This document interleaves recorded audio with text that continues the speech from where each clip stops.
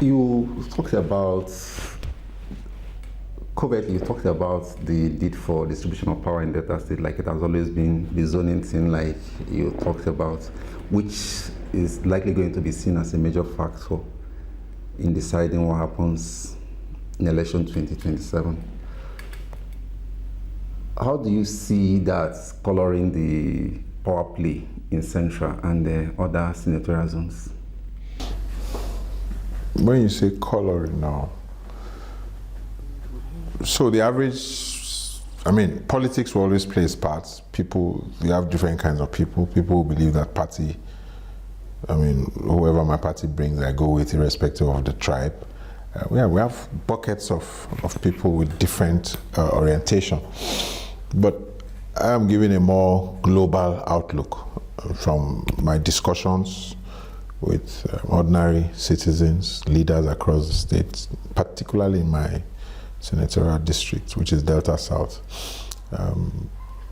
There's going to be a lot of apathy against a fresh person who may want to do an 8-year tenure, irrespective of whether you even want to sign an agreement with us, because you can just get to that time of elections and you say that, oh, something happened, the Lord said, God did not say, the Holy Spirit did not, and then, we lie a lot with religion. Yeah.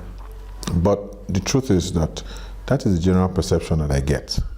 And that there's this laid-back attitude of constituents towards somebody else coming to accept the governor does woefully bad, then that will be a matter.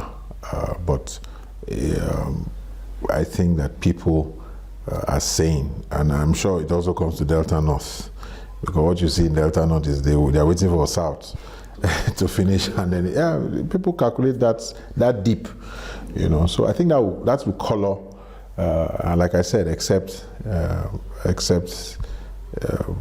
this administration does poorly.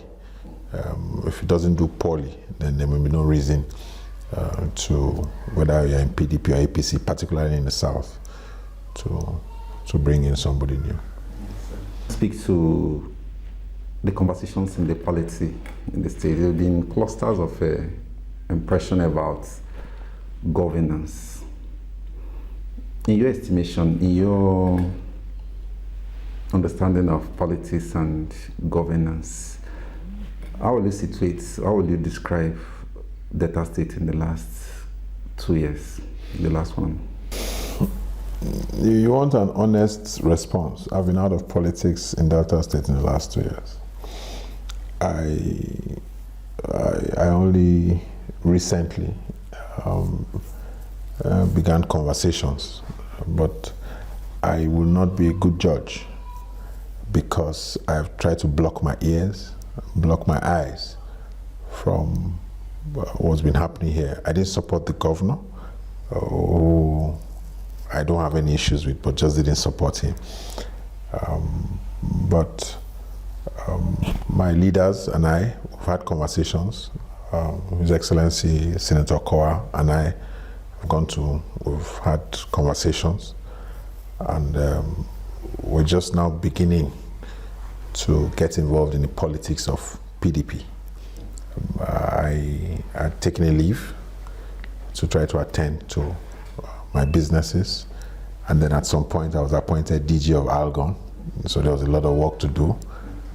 And at some point towards the end of last year, I resigned my appointment over the place. The long story, but it was becoming increasingly difficult to operate in that kind of toxic environment. So I'm just getting back, and I'm not sure that I'm the best person to give a verdict on the last 2 years. But you know that I hold no prisoners. And as we engage in the politics of our people, and ensuring that their welfare is at the topmost of government's concerns, we will speak out where there are issues. You can be sure of that. You can be sure.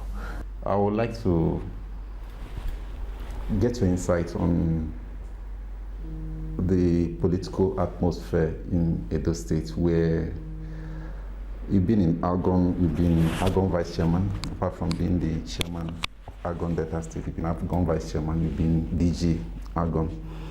The situation we found in Edo State, where the government, the entire local government chairman were sacked by possibly the State House of Assembly. Where do you situate that? Do you see that as positive politics? It's toggery. That's toggery. What's happening in Edo State is toggery. And it's disappointing. Now, that's a state that has Senator Shomole. And I'll tell you why Senator Shomole particularly, because it's hypocrisy. I anchored a program last year where the Deputy Speaker convened stakeholders on this local government issue. And I asked him a pointed question: where do you stand on local government autonomy? And his position that day is not the same position as to what the governor is doing today, because he cannot also say he doesn't have some form of influence on the governor, who was also a senator of the Federal Republic of Nigeria before he became governor.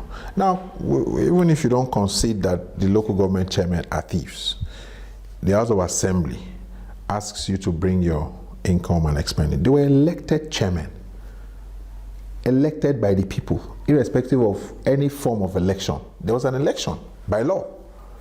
You ask them to submit their documentation to probe them in one breath. In the other breath, you say they are removed from office. Who does that? So why did they conduct elections? Why do they have councillors? Why do they have a legislative arm? Why do they take their budget to the legislative arm? And then where a chairman refuses to go, you send talks there. Or you forcefully ask the legislative arm to impeach them. What is happening in those states is unacceptable. It's very, very unacceptable. And I'll expect that, you see, when he's not in your house, the madman is called a madman until he's your brother. What is happening in Edo State is not politics. It's pure toggery. And I expect that Samson Osage, the Attorney General, will be able to advise His Excellency properly. There's a way to get these things done. You accuse me of stealing. You invite me. I'll come. I'll present my books. The law says that if I'm found guilty, I'll leave. Find me guilty first before you remove me. And you see, these are the challenges that we face. And that's why the local governments are not productive. There's no meaningful development in many local governments because of this fear and this kind of attitude. I don't want to use very strong words, but I think the governor took the wrong steps. People around him need to advise him, and the earlier he understands. Even you see how desperate it is. Some local government chairmen are now decamping to APC. So the minute they decamp, what happens? They are no longer thieves. That is the challenge we find in Edo State. And that's the kind of politics that must be stopped in this country. And that's why you find that the local government is not moving forward.